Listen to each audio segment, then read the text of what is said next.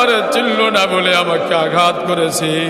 আমি যদি বলতাম যে ওই তায়েফের পাহাড়টা তাদের মাথায় চাপিয়ে দিক, আল্লাহ পারত কিনা? নবী বলতেছি,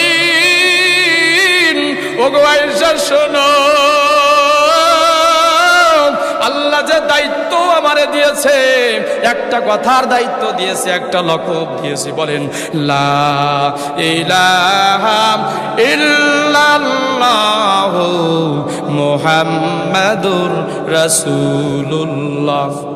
আয়েশাকে বোঝাচ্ছেন, নবীজি আয়েশাকে বোঝাচ্ছেন, ও আয়েশা শোনো, আমার আল্লাহ রাব্বুল আলামিন আমাকে কাউকে মেরে মেরে আমাকে হিদায়াত বানাই করার কথা বলেন নাই, কথা কোন ঠিক কিনা?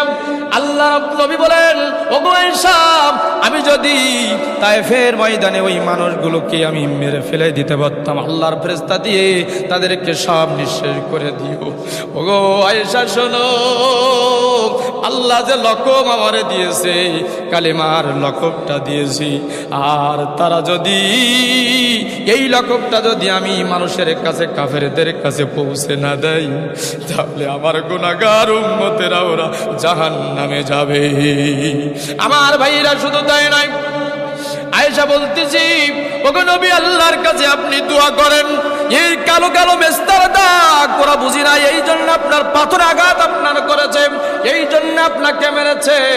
আল্লাহর কাছে আপনি দোয়া করেন, আল্লাহ পাক আপনার এই মেস্তার দাগগুলো, ক্ষত ক্ষত দাগগুলো আল্লাহ পাক মুছে দিবেন।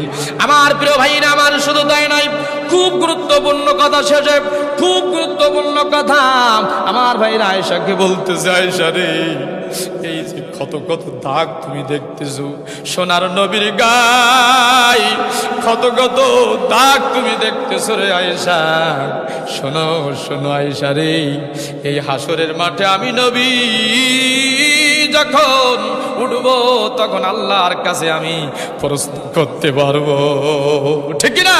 আল্লাহর কাছে প্রশ্ন করে বলবো, আল্লাহ